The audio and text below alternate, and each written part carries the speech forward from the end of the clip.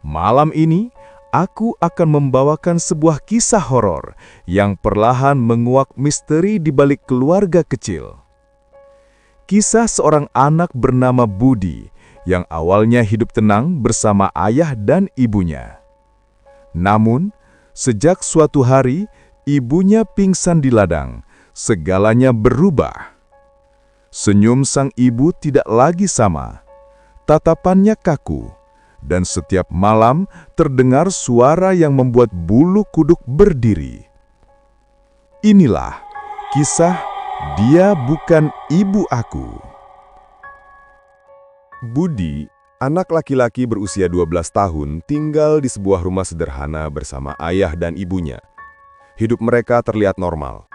Ayah bekerja di bengkel mobil, sering pulang larut malam, sementara ibu yang sehari-hari mengurus rumah dan memperhatikan Budi. Setiap sore, Budi biasanya duduk di teras rumah sepulang sekolah. Ia suka bercerita tentang teman-temannya dan ibunya selalu mendengarkan sambil tersenyum. Hidup terasa biasa saja, sampai beberapa hari terakhir. Keanehan itu tidak langsung terlihat jelas, hanya hal-hal kecil. Suatu malam, ketika Budi sedang belajar di kamar, ia mendengar suara ibunya memanggil. "Budi, makan malam sudah siap?" Budi keluar, tapi anehnya meja makan kosong. Ia menemukan ibunya baru saja masuk ke dapur. "Loh, katanya udah siap?" tanya Budi polos. Ibunya hanya melirik sebentar lalu menjawab, "Siap apa? Kamu salah dengar kali." Budi mengangguk, meski hatinya agak bingung. Ia yakin betul mendengar suara itu barusan. Keesokan harinya, saat sarapan, ada hal kecil lain yang membuatnya mengernyit. Sup ayam buatan ibunya terasa sedikit berbeda. "Bu, kok rasanya agak aneh ya?" tanya Budi. Ibunya hanya tertawa kecil. "Ah, kamu aja yang lidahnya berubah." Budi tidak membantah, tapi sejak saat itu, ia mulai memperhatikan ibunya lebih saksama. Malam berikutnya, Budi terbangun untuk ke kamar mandi. Saat melewati ruang tamu, ia melihat ibunya berdiri di depan jendela, menatap keluar. Lampu ruangan mati, hanya cahaya bulan yang membuat siluet tubuhnya terlihat. "Bu," panggil Budi pelan. Sosok itu tidak menjawab. Ia hanya berdiri kaku. Budi menggigit bibir, lalu buru-buru kembali ke kamarnya. Ia berusaha tidur lagi, mencoba meyakinkan diri bahwa semua hanya kebetulan. Tapi dalam hatinya, Budi mulai merasa ada yang berbeda dengan ibunya.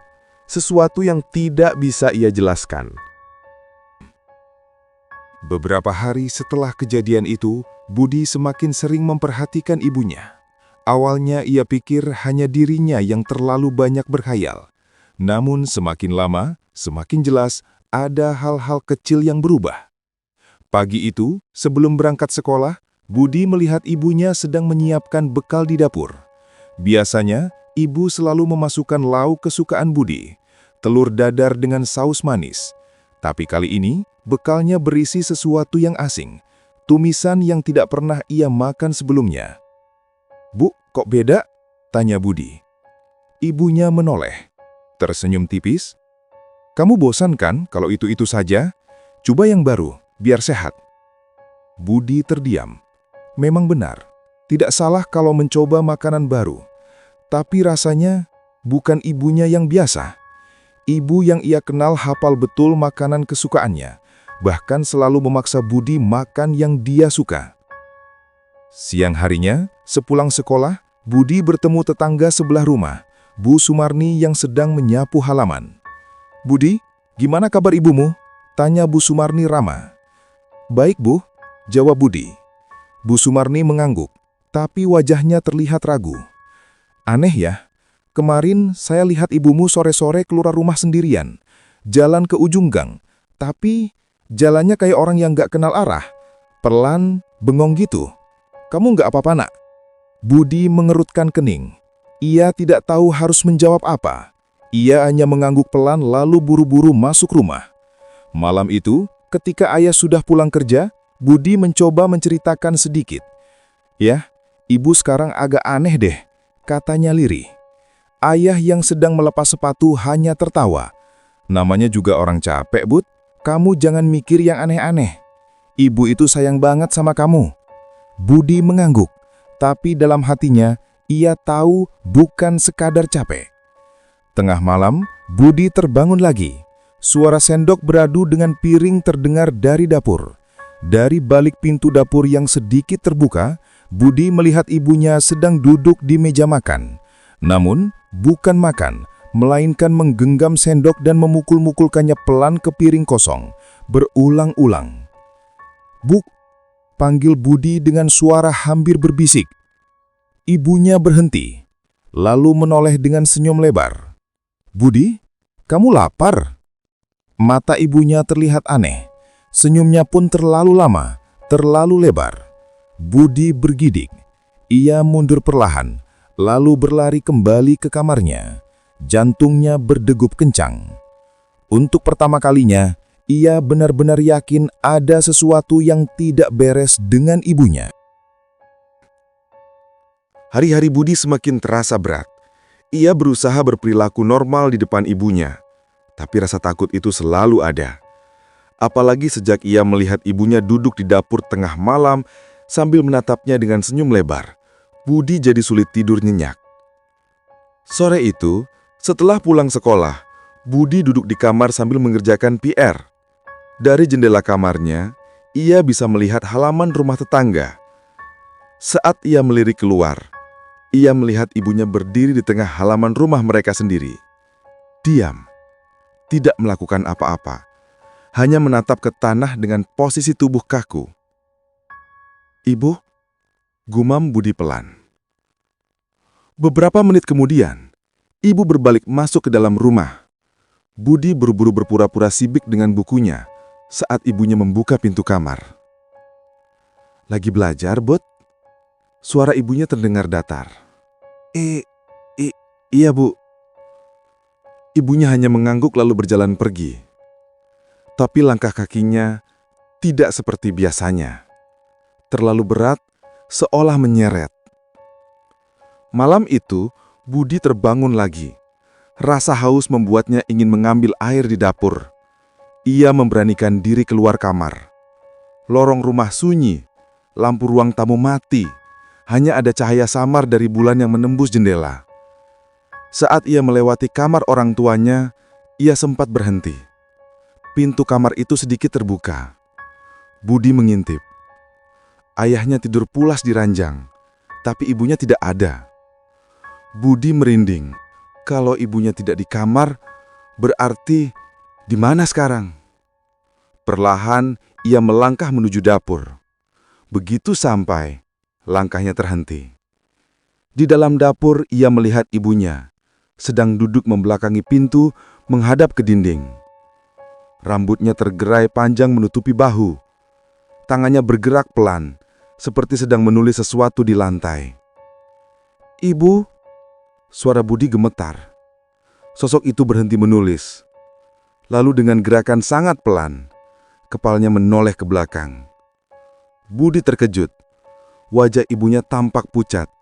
Matanya merah seperti habis menangis. Bibirnya bergetar sebelum akhirnya berkata lirih, "Budi, jangan bilang siapa-siapa." Budi hampir berteriak. Ia langsung berlari kembali ke kamar, menutup pintu rapat dan menutupi tubuhnya dengan selimut. Malam itu, ia tidak bisa tidur lagi. Dalam hatinya ia yakin, ibu yang sekarang ada di rumah itu bukan ibu yang ia kenal dulu. Pagi hari terasa aneh bagi Budi. Setelah kejadian semalam, ia sama sekali tidak bisa tidur. Wajah ibunya saat menoleh pucat dengan mata merah masih terbayang jelas. Namun, saat sarapan, ibunya terlihat normal. Ia menyiapkan nasi goreng dan bahkan sempat menepuk bahu Budi dengan senyum seperti biasa. Seolah-olah kejadian tadi malam tidak pernah ada. "Kenapa lesu, Bud? Nggak semangat sekolah?" tanya ibunya sambil tersenyum. Budi hanya mengeleng. "Capek aja, Bu."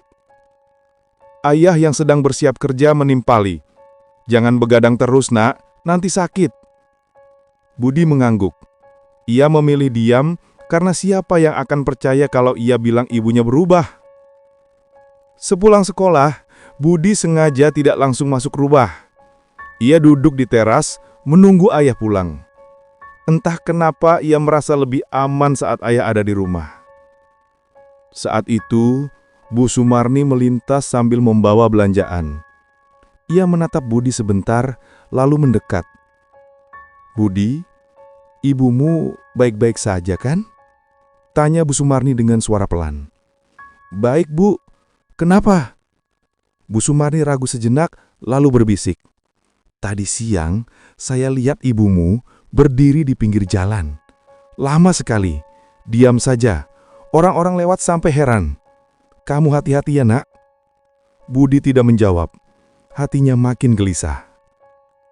Malam itu, ketika ayah sudah terlelap, Budi kembali mendengar suara aneh dari dapur. Kali ini, ia tidak langsung mendekat. Ia menempelkan telinganya ke pintu kamarnya, mendengarkan dengan saksama. Ada suara berulang, seperti gesekan benda di lantai. Rasa penasarannya mengalahkan rasa takut. Dengan langkah pelan, ia membuka pintu dan mengintip ke dapur. Ia terkejut. Ibunya sedang jongkok menulis sesuatu di lantai dengan arang. Gerakannya cepat, seolah terburu-buru. Budi mencoba melihat lebih jelas.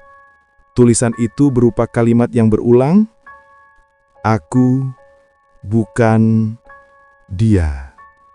Budi terpaku. Jantungnya berdegup kencang. Apa maksudnya?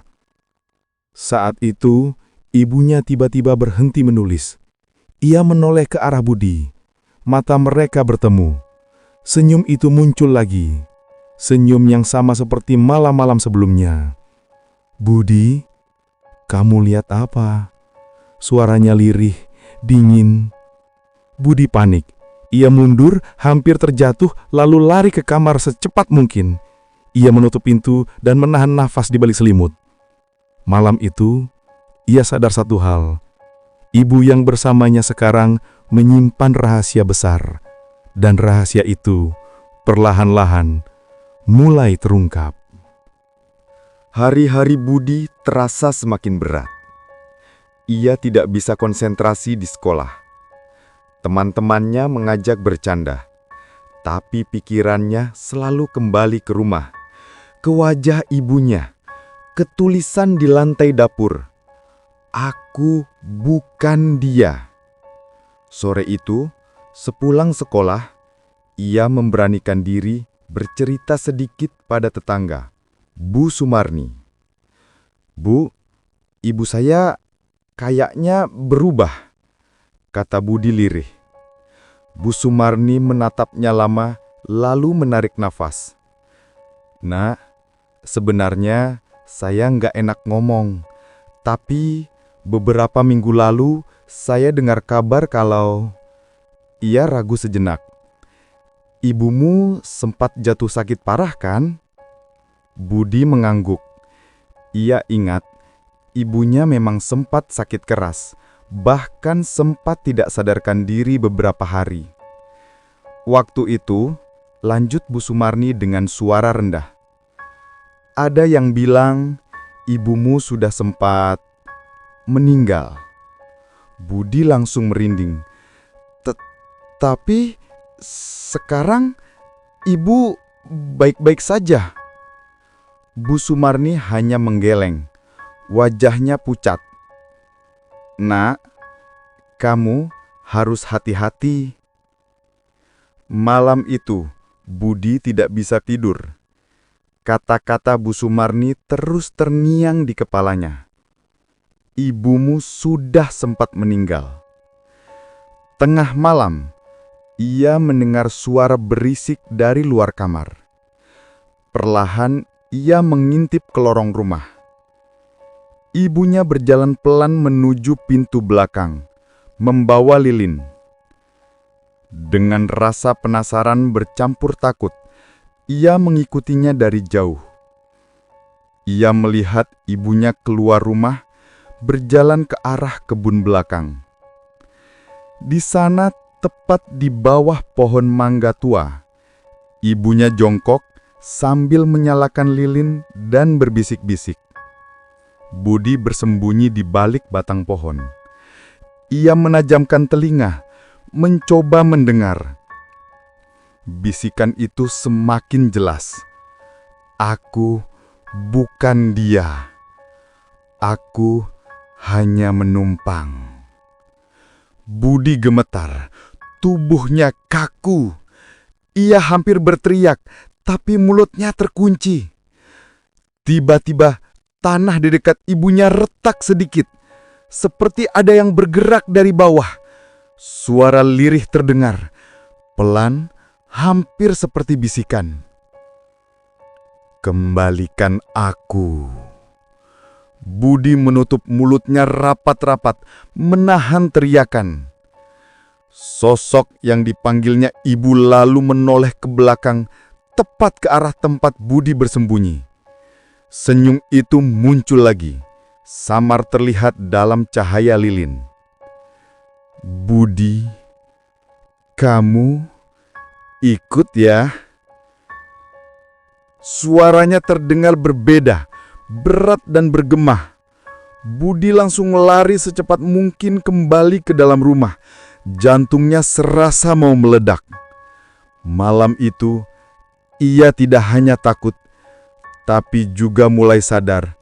Sosok yang tinggal bersamanya mungkin benar-benar bukan ibunya. Sejak kejadian malam itu, Budi tak pernah lagi melihat ibunya memasak. Pagi ini, saat ia bangun, di meja makan sudah tersedia nasi goreng hangat dengan telur mata sapi di atasnya. "Ayo sarapan, Bud," ucap ibunya sambil tersenyum lebar. Tapi, Budi memperhatikan, senyuman itu terlalu kaku, terlalu lebar, seakan-akan wajah ibunya sedang dipaksa untuk terlihat ramah. Ia menelan ludah, lalu duduk pelan. Sang ayah sudah makan dengan lahap, seolah tak ada yang aneh. Budi memberanikan diri bertanya, "Bu, semalam ibu kemana? Kok aku nggak lihat ibu tidur di kamar?" Ibunya berhenti mengunyah. Senyumannya perlahan memudar, tapi kemudian kembali terbentuk, lebih lebar dari sebelumnya. "Ibu selalu ada di sini, Budi. Jangan berpikir macam-macam ya." Kalimat itu terdengar menenangkan. Tapi, nada suaranya datar, tanpa emosi. Siang harinya sepulang sekolah, Budi memutuskan mampir ke rumah tetangganya, Mbok Darmi. Wanita tua itu sudah mengenalnya sejak kecil. "Mbok, ibu kelihatan aneh nggak akhir-akhir ini?" tanya Budi hati-hati. Mbok Darmi menatapnya lama, lalu mendekat. "Kamu sadar juga, Bud? Dari dulu aku merasa ada yang beda sama ibumu, terutama setelah dia jatuh sakit 2 bulan lalu." "Maksudnya, Mbok?" Mbok Darmi menarik nafas berat. "Ibumu waktu itu pingsan di ladang. Sejak dibawa pulang, aku perhatikan dia sering melamun, jarang bicara. Tapi yang lebih aneh, aku pernah lihat dia berdiri di halaman tengah malam, kepalanya menengadah ke langit, senyum terus, nggak bergerak sama sekali." Budi merinding. Itu persis yang ia lihat malam kemarin. Malamnya saat semua tidur, Budi pura-pura ke toilet. Dari sela pintu, ia kembali melihat ibunya berdiri di ruang tamu. Kepalanya mendongak, senyum lebar, matanya kosong menatap langit-langit. Budi menahan nafas. Tapi kali ini berbeda. Ia melihat bayangan lain muncul di belakang ibunya. Samar-samar, seperti sosok tinggi kurus dengan tangan yang sangat panjang, berdiri mengikuti setiap gerakan ibunya. Saat Budi menoleh sekilas, bayangan itu tiba-tiba menoleh balik ke arahnya. Mata Budi membelalak. Ia buru-buru mundur, hampir menjatuhkan ember di dekat toilet. Namun sebelum ia bisa masuk kamar, suara ibunya terdengar dari ruang tamu, datar dan pelan. "Budi, jangan intip ibu lagi." Keesokan harinya, suasana rumah terasa lebih hening dari biasanya. Ayah Budi sudah berangkat kerja sejak pagi, meninggalkan mereka berdua. Budi duduk di ruang belajar, tapi pikirannya kacau. Kata-kata ibunya semalam terus terngiang. Jangan intip ibu lagi. Sore itu, saat ibunya sedang menyapu halaman, Budi memberanikan diri membuka lemari tua di kamar ibu. Ia mencari sesuatu apapun yang bisa menjelaskan perubahan ibunya. Di tumpukan pakaian, Budi menemukan sebuah kotak kayu kecil, terkunci dengan gembok berkarat.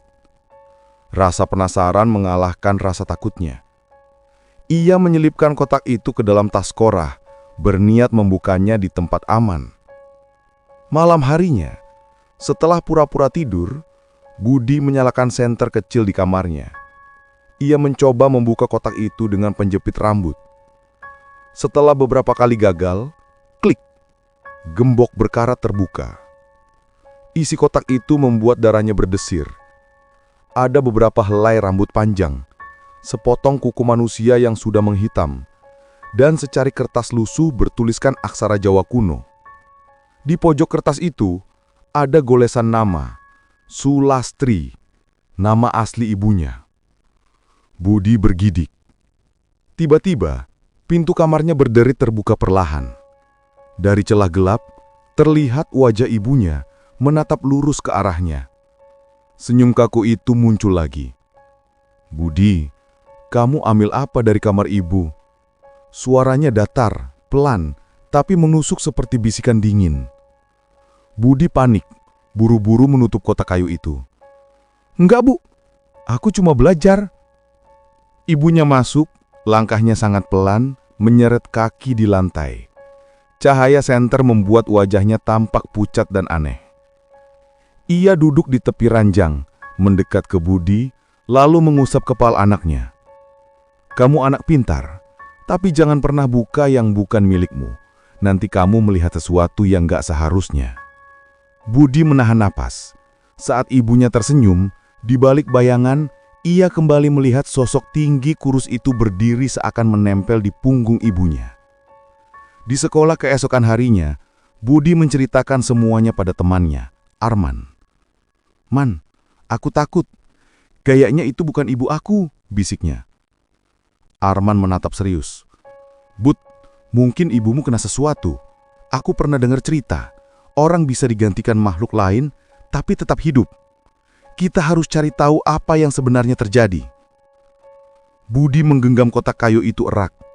Ia tahu, jawabannya ada di dalam kertas beraksara kuno yang belum bisa ia baca.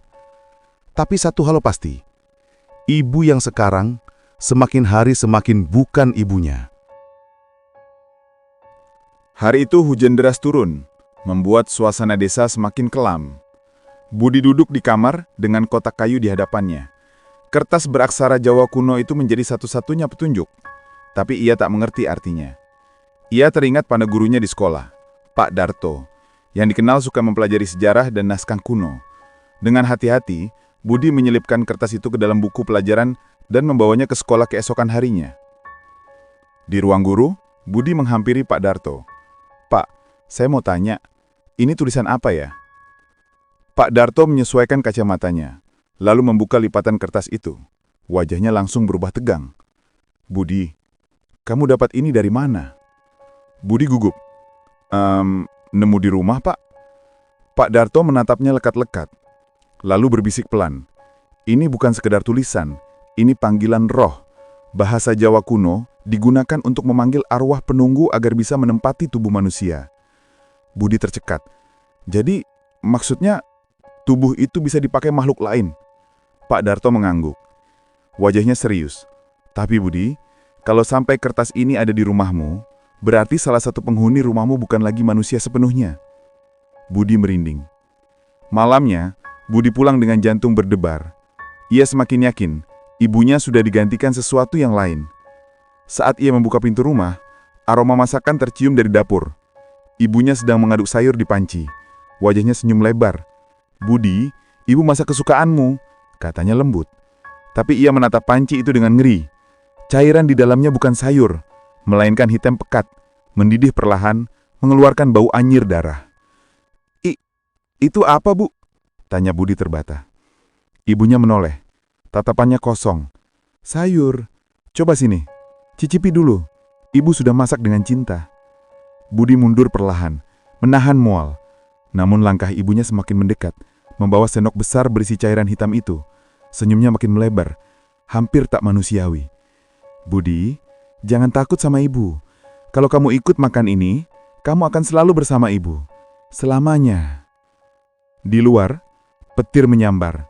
Bayangan tinggi kurus itu tampak jelas di belakang ibunya. Makin besar, makin dekat. Budi gemetar. Ia sadar waktu untuk mengungkap siapa sosok di balik tubuh ibunya semakin menipis. Budi tidak bisa tidur semalaman. Bayangan cairan hitam dalam panci dan wajah ibunya yang tersenyum kaku terus menghantui pikirannya.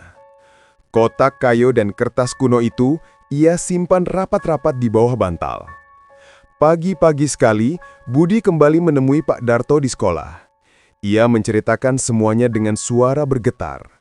Tentang senyum kaku, bayangan tinggi kurus, sampai masakan hitam berbau darah. Pak Darto terdiam lama, lalu berbisik, "Budi, aku rasa roh yang menempati ibumu itu bukan sembarang makhluk. Dari teks ini, aku bisa baca namanya, Gandaruo Alaspitu. Roh kuno yang suka menempel pada manusia, biasanya lewat perjanjian atau saat seseorang dalam keadaan sekarat." Budi menelan ludah. "Maksudnya, ibu aku pernah bikin perjanjian sama makhluk itu, Pak?" Pak Darto menggeleng pelan. "Belum tentu. Bisa jadi saat ibumu pingsan di ladang dulu, ia sedang lemah, dan roh itu melihat kesempatan untuk masuk. Tubuh ibumu masih hidup, tapi jiwanya mungkin terperangkap." Budi terdiam, matanya berkaca-kaca. "Kalau begitu, ibu aku masih ada di dalam sana?" Pak Darto mengangguk. "Tapi roh itu kuat. Kalau tidak segera diusir, tubuh ibumu akan sepenuhnya jadi miliknya. Ibumu akan hilang selama-lamanya." Malam itu, Budi memberanikan diri mengintip ke kamar orang tuanya. Ayah sudah tertidur pulas, mendengkur pelan. Tapi ibunya duduk di kursi dekat jendela, menatap ke arah luar dengan mata kosong. Bibirnya bergerak, seolah-olah berbisik dengan seseorang. Budi mendekat sedikit, lalu mendengar samar-samar, "Jangan khawatir, sebentar lagi anak ini juga jadi milik kita." Budi tersentak, keringat dingin membasahi punggungnya. Tiba-tiba, ibunya menoleh cekat, matanya merah menyala dalam gelap. "Budi, kamu menguping ibu lagi." Budi mundur, tapi sosok tinggi kurus itu tampak berdiri di belakang ibunya. Makin jelas, makin nyata. Tangannya panjang menjulur, hampir menyentuh Budi. Budi buru-buru lari ke kamarnya, mengunci pintu rapat-rapat, napasnya tersengal. Ia membuka kembali kertas kuno itu, berharap ada petunjuk cara melawan roh tersebut. Tapi aksara itu terlalu rumit baginya. Di tengah keputusasaannya, sebuah suara lirih terdengar, bukan dari luar, melainkan dari dalam kepalanya sendiri. "Budi, tolong, ini ibu." Budi membeku. Itu suara ibunya. Lemah, penuh penderitaan. "Budi, aku terjebak di dalam sini.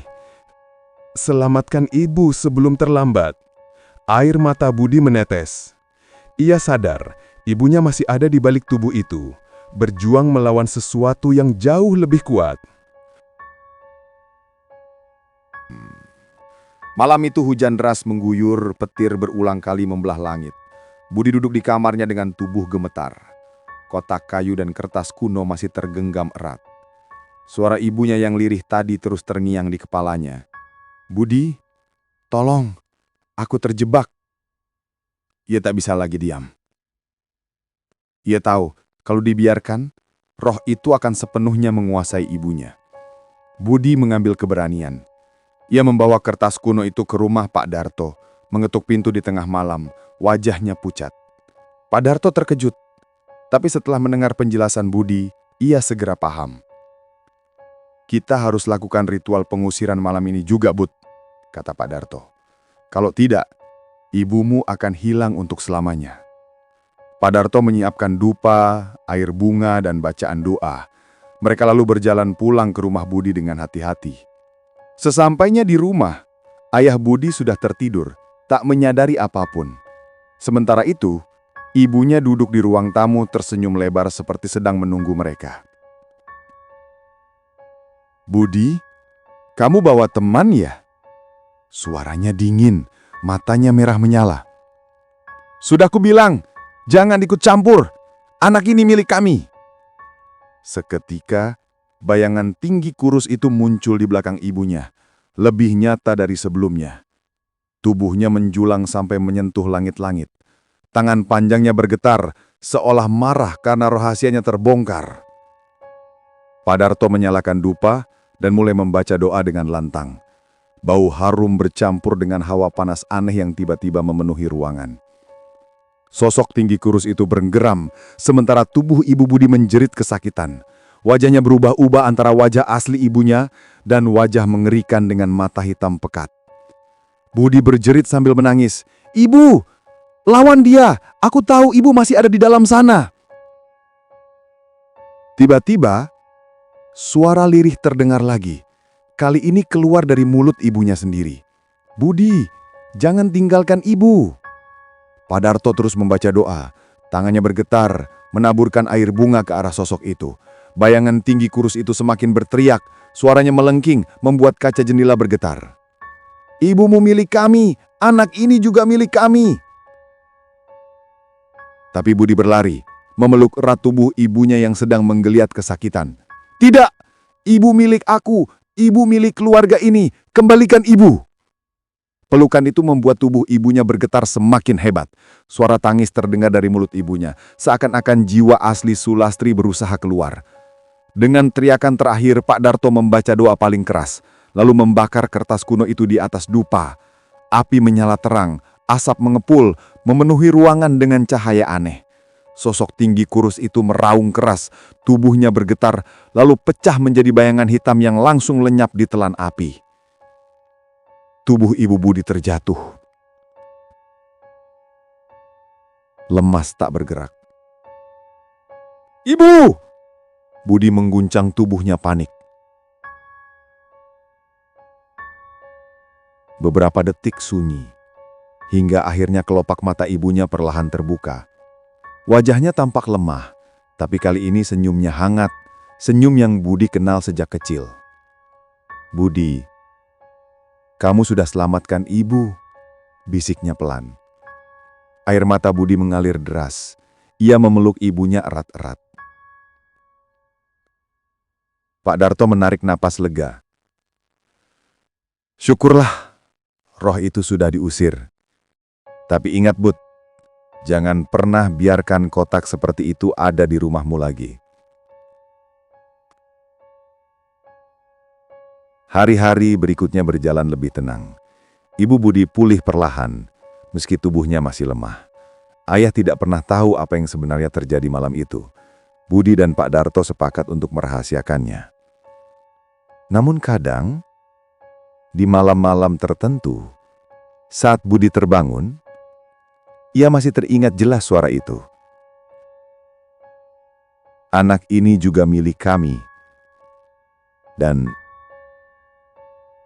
entah kenapa, setiap kali ia bercermin, bayangan tinggi kurus itu kadang terlihat samar di belakangnya.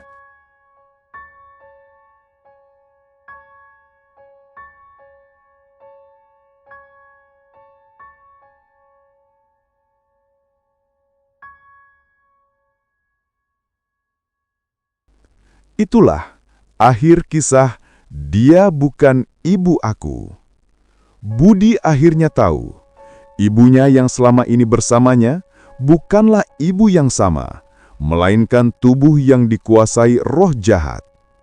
Berkat bantuan Pak Darto, roh itu berhasil diusir dan ibunya kembali.